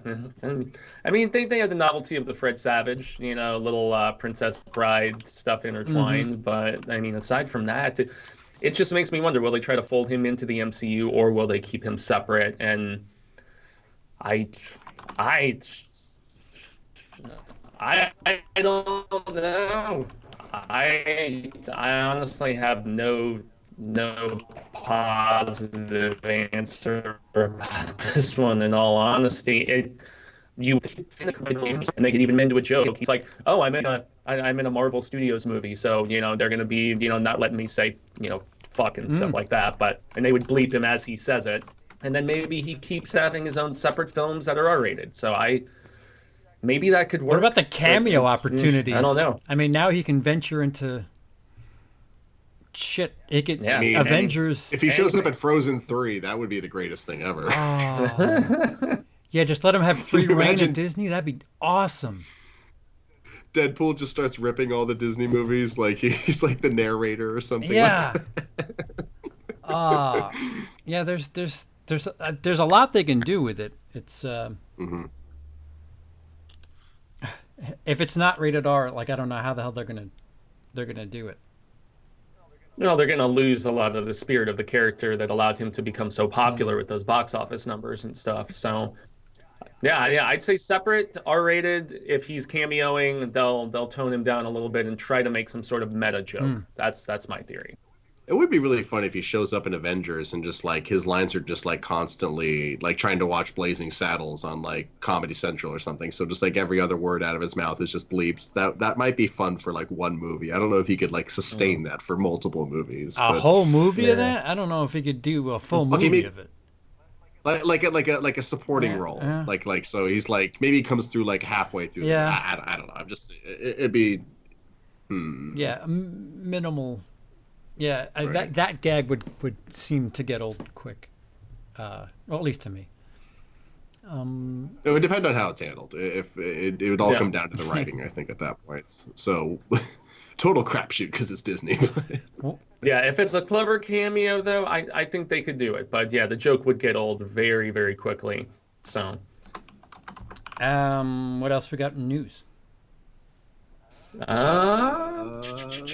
Well, we also, I mean, right before we went live, it was announced that they're eyeing Timothy Chalamet for this Bob Dylan biopic about a young Bob Dylan first starting his career and stuff. And wait. I know Chalamet's very well celebrated. I'm kind of sick of the kid at this particular point, but that's just me. So he's almost like the male equivalent of Jennifer Lawrence right now, the way she was a number of years ago when she was showing up in like just about everything. Yeah. So Bob Dylan already had a friggin' movie. Personal opinion, though, James Mangold supposedly directing Bob Dylan. Timothy Chalamet playing a young Bob Dylan, directed by James Mangold. Well, isn't it the focus of the movie like his transition from like acoustic to electric? Didn't I read that? I'm looking at this report from a couple hours ago. I know it was going to be him in his younger years, and he didn't even transition until, I mean, he was about 10 years or so into his career when he finally plugged in. So. Heath Ledger and Cate Blanchett, they already played Bob Dylan. And you're not there, or you were never there, or something like that, where they had a different person playing. Don't make two Bob Dylan movies. Make one Lane Staley movie. Oh, if only, man. Enough. That would be interesting. It's gonna get saturated. All these dumb biopics, and they're gonna miss. I mean, shit. I'll take a genuine Kurt Cobain biopic. They'll never do it. Yeah. With James Mangold supposedly, attached to direct, that's what makes me some more credence to this. It was a Deadline report from just a couple hours ago. I'm not super stoked about it though, and I love me some Bob Dylan and all of his various, whether it's Blowing in the Wind, or whether it's even later when he was painting his face blue and all that stuff after his divorce. I mean, he's had so many. I mean, Love and Theft, great later record. I mean, he's been able to, as his vocals and his range just kind of went downward. He's adapted because he's that talented of an artist. So, but yeah, bummers. We'll see what happens. Yeah, I'm just as fatigued with the biopics as I am with comic book movies. Enough already. Yeah, we recently rewatched Bohemian Rhapsody, and I dislike it even more now. Oof. It's so mainstream. Thank God that's an Oscar-winning editing film, because Oh, I love videos that dive into the editing of that movie. It's atrocious. They're very, yeah. There's no proper coverage. I mean, I've seen worse. It's not great. It's Taken 3 bad. It's pretty bad. Yeah. Takes 18,000 cuts before. How about you just Freddy to get over? Yeah, just shoot a wide shot. How about that? How about you just have a main shot that we stick to, and not jump back and forth to close-ups to nobody who's doing any. Some guy just sitting there. We're just going to him because I gotta cover this cut. So let me just go to this guy. That is not good editing.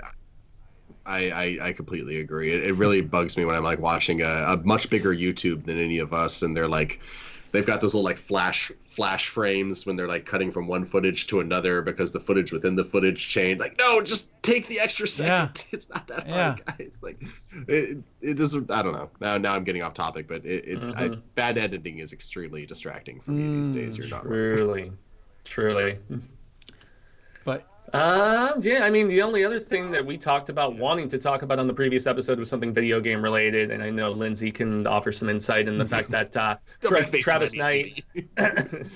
Travis Knight leaving the Uncharted movie, which has Mark Wahlberg and Tom Holland attached, and this film just can't seem to keep its directors. It's still set for a December release, but we know that's gotta change at this particular point, right? If this movie ever even happens. I mean, for the record, I'll be extremely impressed if they manage to get it out between now and December. Like find a director, shoot it, edit, just get it. That would be very cool. They could Rise of Skywalker / Black Christmas. Have we not learned from Black Christmas? So what would be the movie that Uncharted would steal from in 2020, like how Black Christmas stole from us? Oh, that's a good question. Awful. Are we still supposed to get that Gambit movie, by the way? I feel like Oh, that with one's Channing been thrown Tatum? around just as much. Yeah, exactly. Channing Yeah. Tatum. Mm, Yeah. hold your breath. I Hey, doubt man. it at this point.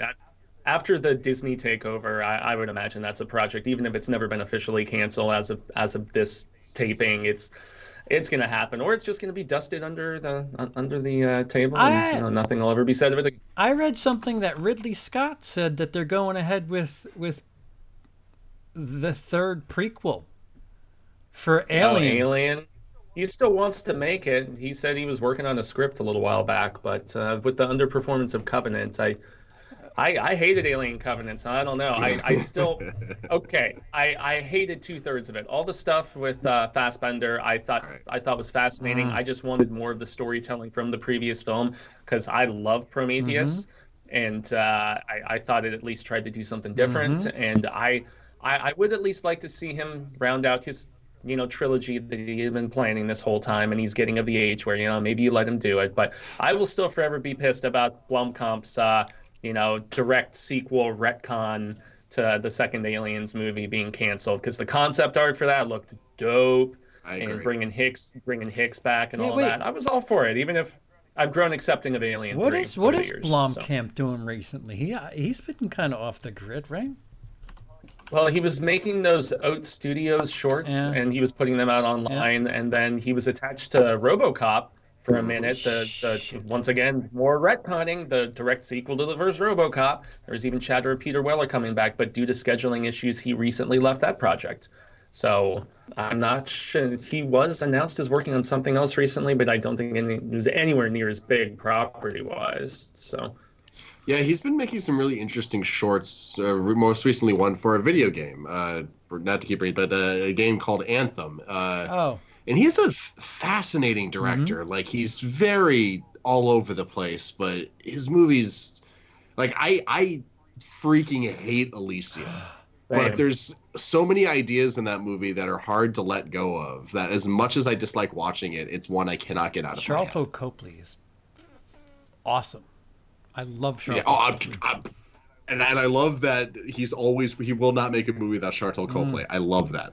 They're just so intertwined with each other. Like, I loved him as Chappie. I loved him as the kind of asshole in District 9. I think they work together very well. Yeah. He blows up the car, gives it a finger. Yeah. It's exactly so funny. I really liked him in 18 too. Oh, he was in A-Team. He was the crazy pilot guy. That's right. Yeah. Oh, Charlton. Well, looks like in November there was a deadline report that he is supposed to start filming his next movie, which is why he left the RoboCop project in March in Albuquerque. And it's starring Taylor Kitsch, and it's about a cop working on an investigation into a murder in the New Mexico desert. The arrival of the FBI leads him to suspect that something else is going on, like aliens. I don't know. Guy likes filming in deserts, huh? I guess so. And I mean, he's dealt with alien shizzle before, so I guess that would be up his alley to some degree. But I mean, he's very visually talented. He just hasn't always had the best stories to tell since District 9, which I adore. So I mean, just as long as he gets something out, I feel like he is, at least from a visual standpoint, a visionary. He just has to have the right story. What is the internet? So. I want that. God, Chappie is so That's cute. awesome. That movie's awesome. Like Fight me. And then there's like the moment where like Chappie like surpasses his creator and like becomes God. It's all about in his own parenting, way. that movie. It's like, it's so good, but it's, God damn it, is Hugh Jackman just so bad at that. I was so mad about Elysium that I just never watched it, and I do like Die Antwoord too. So Antwoord, yeah. Antwoord, however the hell you pronounce it. Those two are a trip. Yeah, they're not the best actors. That's pretty clear. They had fun though. Sure. Like, if nothing else, they de-Antwoorded it up. What else we got on the news front? Do we? That's pretty much the end of it. Unless you got something to say. Well, this like literally was just kind of like I saw on Twitter as we were about to go live. People are estimating Disney Plus is already worth over like $100 billion. Exactly. I'm like, calm down, guys. The Mandalorian just ended. It's gonna dive in price as people stop their subscriptions, and then it'll go back up in price. It's. That's what I heard too. Yeah. They better get that T-Ross. It's very impressive. It's a great start. It's an epic out the gate. They great start. Give it time. 100 million. Get 100 billion. No, it can't be billion. $100 billion. It's supposedly almost worth as much as Netflix is already. That's impossible. Well, Netflix did just lose friends. That's an atrocious investment then, because Disney Plus is really thin. Yeah. You would. Well, I mean, again, it's like give it time. It's not going to stay at this price, but it's. I mean, you would think that it would have the entire Disney catalog, and it doesn't. Nope. Yeah. They like keeping some of that stuff in the vault, man, and they even took away some films recently. Like, people were pissed about Home Alone and Home Alone 2 disappearing, one of the Pirates movies. So they will have the ability to just like push and pull and just kind of have everyone at their mercy. And, I think in some ways it will probably be like with all those DVD releases over the years. And, even back to the VHS days, they would put stuff in the vault and they wouldn't continue producing new copies of it to add collectability and urgency of purchase and all this different stuff. So kind of name. So we didn't even talk about this week's release, even though technically we talked about 1917, which is getting a wide release on Friday. But cannot wait.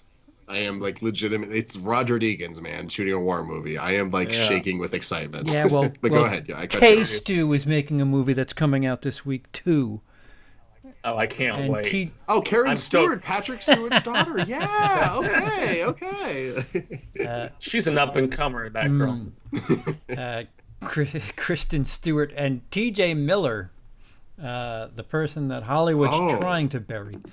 Underwater. Yeah, I forget. Oof.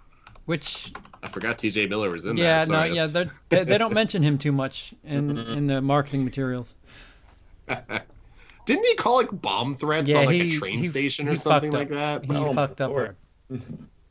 Like, he didn't even get Me Too'd. He just was a dumbass. Yeah, he's just a moron. I mean, I'm sorry, dude. Like, I've liked you in a lot of movies, but when you call bomb threats in, you're I met him at New York Comic Con. He pushed me aside. Oh shit! Yeah. Delightful. Yeah. Sounds like a great guy. He said, "Excuse me, it's TJ," and I was like, "What? Oh." I was at a panel. It was a Comic Book Girl 19 panel, and I don't hate her. I was next in line to ask a question, and he came up behind me, and then they were doing some sort of thing, and then he walked in front of me, and then they did this, I don't know, performance.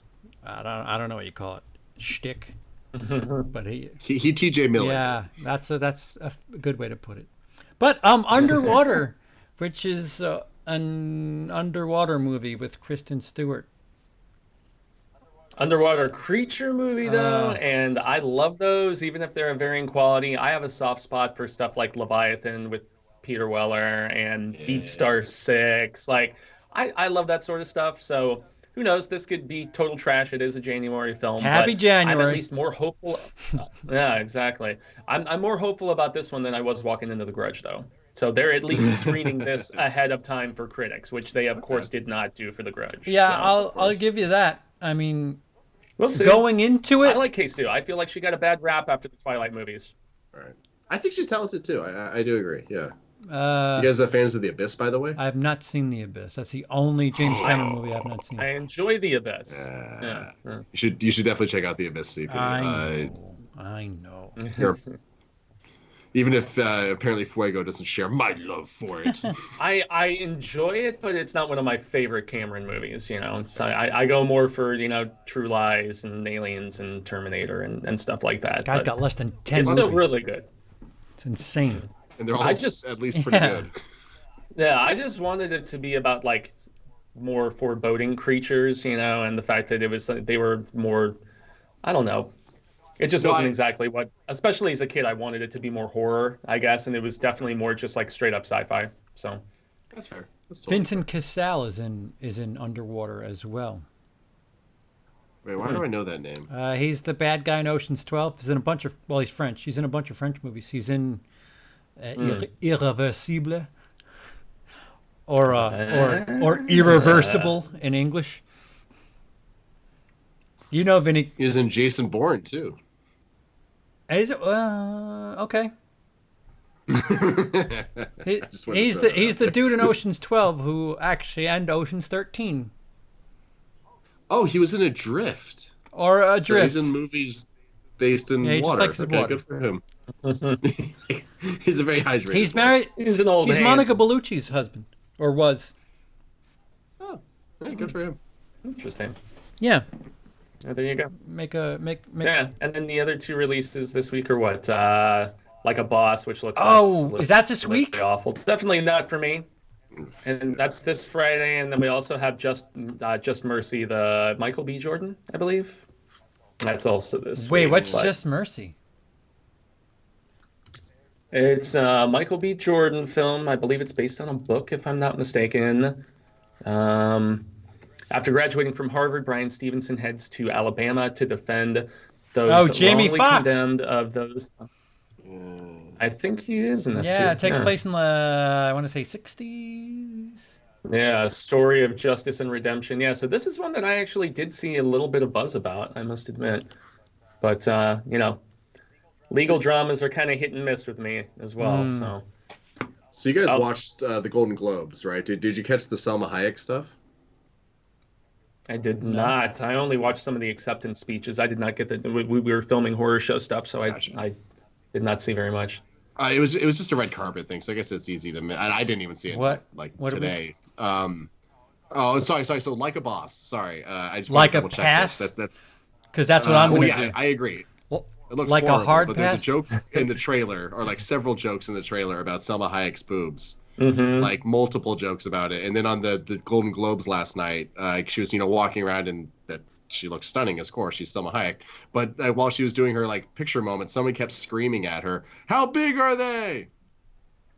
And then you could just see on Salma Hayek's face every time someone screamed in the background, "How big are they?" her face just drop another notch, like, "I want to kill all of you." But she's in this movie Like a Boss, where they keep, it's like, I don't. I mean, I guess it's different when you have the red carpet. Someone's really screaming at your face. They're asking her about her Golden Globes. Exactly. Oh, I'm like thinking of the line now where it's like, "You may think I have a small head," or something like that, and she's like, "It's actually just because my boobs are so big," or something, some silliness to that equivalent. Yeah, that trailer was in front of the Grudge last week. I thought that was next week that Like a Boss is coming out. So they have saturated that trailer everywhere. I am so over.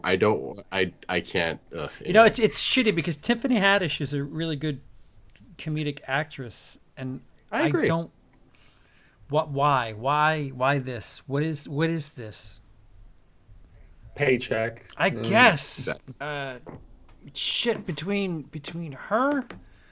There's another comedic actor that I just kind of wish that they not do that. I also really like Rose Byrne, man. She is very talented. Yeah, she's funny, and she can do terrific dramatic stuff. So this is, once again, this reeks of Paycheck to me, for everyone involved. Rose Byrne was in Neighbors, right? Yep. She's so good in that movie. Yep. Yeah. Instant Family, where she showed a little more dramatic chops than I was anticipating, and she was one of the funniest aspects of that spy movie. Her and Jason Statham kind of stole it from Melissa McCarthy, in my opinion. Yeah, speaking of saturated comedians, she was in Bridesmaids. She's the person, the best friend, the competition. Yeah. Oh, she's so good. And yet she was great in Can You Ever Forgive Me? She was fantastic in that dramatic movie where she was forging all of the different stuff that she was selling. Wait, that's Melissa McCarthy you're talking about. Yeah. Not Rose Byrne. Oh yeah, I know. I thought we switched to Melissa McCarthy with the mention of Spy, but yeah. Because wasn't Melissa McCarthy also in Bridesmaids? It was. Okay, that's where I got lost. It's okay. I'm with you, buddy. Don't worry. How many screens is on 1917 going to be on? Let me find out. So, by the way, Peter Rabbit 2 is coming out later this year, and I'm officially hate humanity. Hard pass. So Star Wars went 177, 74, 34. Okay. So 1917 really just needs to do about 20 to win this weekend. Oh yeah.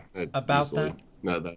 Yeah. And it might do more. I think it could do 25 to 30. I mean, with all of the buzz from the Globes wins and stuff, because they're gonna obviously put that on the posters. Golden Globe winner, Best Picture, and Best Director. That's gonna be on the posters if it's not already in like the coming 24 hours. So, and going forward.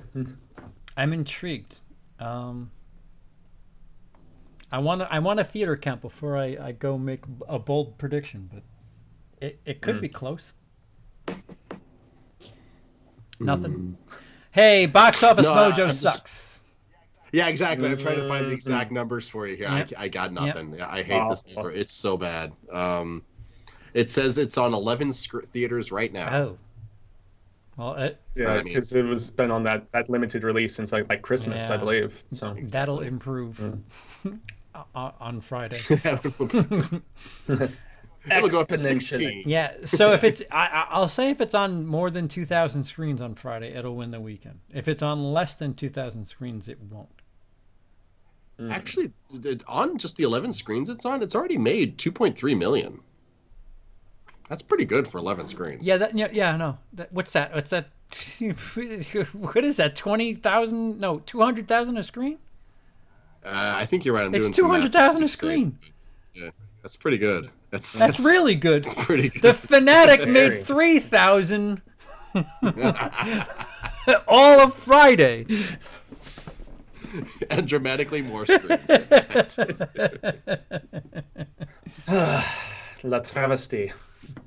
Oof, getting French here. Yeah, I said irreversible before, so. I know, so I was trying to pull out something besides baguette. Yeah. Well, I can't say anything else. It's just contagious because Emily says it proper. She's like, "Are you gonna watch Irreversible?" I'm like, "Do you mean irreversible?" Because that's what I'm watching. Can't you tell that I'm from France? Why do you think I'm talking this extremely annoying accent? She does that accent really well, or she reads French like French people do. Yeah, most European friends of mine, I mean, most Euro friends of mine, though, speak like 4 or 5 different languages. It's really incredibly impressive. So, all right, so that should about do it for this episode. Next week we'll come to you and talk about some water and some one take World War I movies. And we're gonna talk about a wet case stew in one shot. Oh, dude. That sounds like a different kind of movie. That was the worst thing I've said today. I'm just gonna apologize, just like right here now. Okay. Fuego, what you got coming up? You just put up a spoiler chat I saw.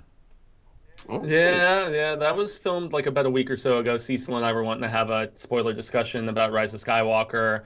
Yesterday we filmed a spoiler group discussion about The Mandalorian because he wanted to, jump on the channel and talk all the episodes with me. I'd been doing those episode by episode little rapid fire, just non-spoiler stuff. So we dug deep. It's like 30 something minutes, and then tonight I'm putting up because I was originally going to do top 10, and then I was like, I'll do top 20, and then I was like, I still have a couple other films I want to mention here and there. So I did a top 25 of the year, and I had just finished rendering it right before jumping on this, and so once we get done, I'm going to upload that, and that'll probably go up tonight. And later this week, definitely something from 1917, and Cecil and I filmed reviews of the new Grudge. We did a retro review of the 2004 one with SMG. And so there's fun stuff that's already up, and new comic reviews this week on Wednesday. I mean, jump over to the Horror Show channel. Lots of fun stuff there, as well as on Infotainment. So it's ambitious.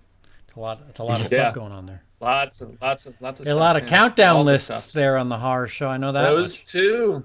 Yeah, because you laid a hand in all of that. My eyes are tired. We have most anticipated of 2020, and then best and worst of 2019. Those also recently went up too. So, Lindsey, do you have anything? Nothing directly from me, but the first episode of a web thing I shot last year is out. I'm trying to see if I can create a link here to throw in the chat real quick. It's called Monster Punchers. It's kind of a parody of like ghost hunting shows. It's it's dorky neat, and yeah. cute. Also, guys, please sub down below to both Fuego and Lindsey. I'd like to nip this in the bud for the future. If I can't make it, make sure you sub to them for many reasons. But at the bottom, Gracias. at the very bottom, if show business is a go on somebody else's channel, you want to be sure you're in the know. Just be prepared, just in case. Be prepared. Well, it's the good version of Be Prepared for the record too. And what do I don't know what we have going on. We're gonna go see Underwater. Hopefully, Underwater doesn't turn up underwater. Financial joke. All right, well, Nice splash sound we'll effects. we'll end with that then, huh? Have do it. a good night, guys. Thanks for joining.